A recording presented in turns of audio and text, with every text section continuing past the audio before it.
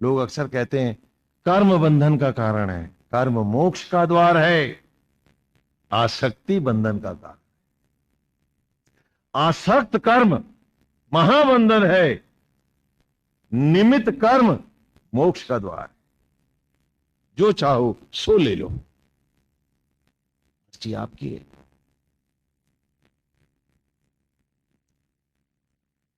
एक एक शब्द इसका तुला हुआ है, नपा हुआ है। इससे हट के कुछ नहीं है कि फलाने ने ऐसा कहा है, फलानी किताब में ऐसा कहा है। तुम भटकते ही रहोगे, कभी सत्य नहीं पाओगे। कि कर्म आसक्त है तो महापतन है, अनासक्त है तो मोक्ष का द्वार।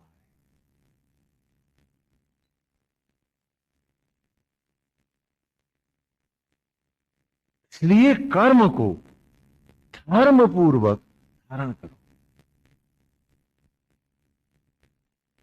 निमित्त भाव से कि हे नारायण, सब कुछ आपका है प्रभु। जब ये शरीर आपका, सांस धड़कन आप दे रहे हो, मट्टी से अन्न मेरे लिए आप बना रहे हो, वो प्रभु आप ही उस अन्न को रक्त में बदल रहे हो।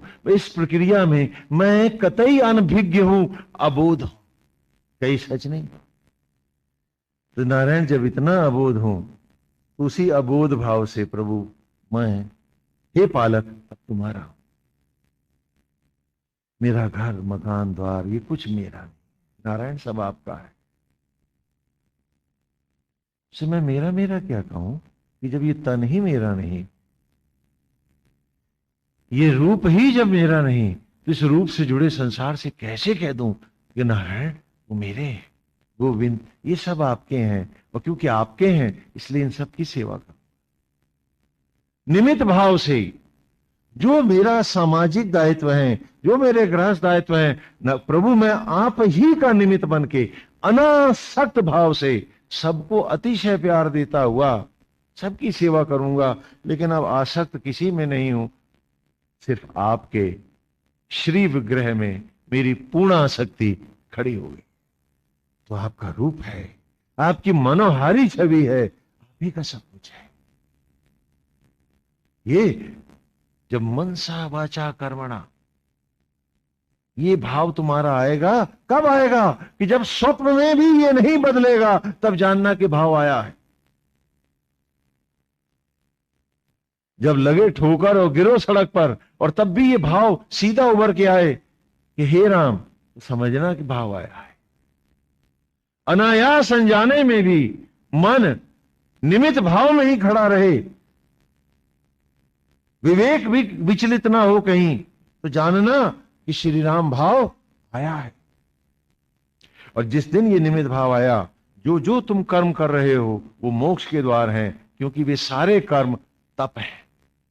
भोजन लेना भी तप है, क्योंकि श्री हरि को अर्पित कर रहे हो, भगवान को भोग। क्योंकि तन मेरा नहीं तो नारायण का है, पुण्य कमा रहे। और रसना के लिए, मेरे स्वाद के लिए खा रहे हो, मैं खा रहा हूं अपने शरीर के लिए, तो राम तो है ही नहीं। ये आसक्त भाव है, ये कर्म बंधन है। वो कर्म मोक्ष का द्वार है। कर्म में खोट नहीं है, आसक्त है अथवा निष्काम है। यही समझने की बात है। इसी प्रकार पूजा में, पाठ में, ग्रंथ में, ज्ञान में, सोच में, विचार में निमित्त होकर के जो ग्रंथों में भी पाठ करता है वही पाता है।